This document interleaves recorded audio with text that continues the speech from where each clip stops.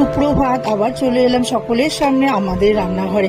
আগামীকাল ভাইফোঁটা, আজকে থেকে ভাইফোঁটা শুরু হয়ে গেছে, তাই আমি একটা সন্দেশ বানিয়ে দেখাচ্ছি।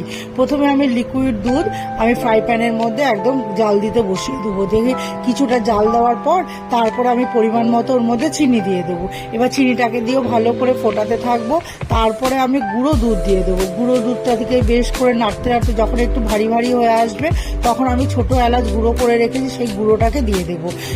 দিয়ে এবার ভালো করে নাড়িয়ে চাড়িয়ে এবার যখন একদমই ঠিকটা হয়ে আসবে, তখন আমি ঘি দিয়ে ভালো করে মিশিয়ে নিয়ে ঘিটাকে একদম শুকনো শুকনো হয়ে গেলে আমি তখন ওটাকে আমি ঢেলে ঠান্ডা করে নেব।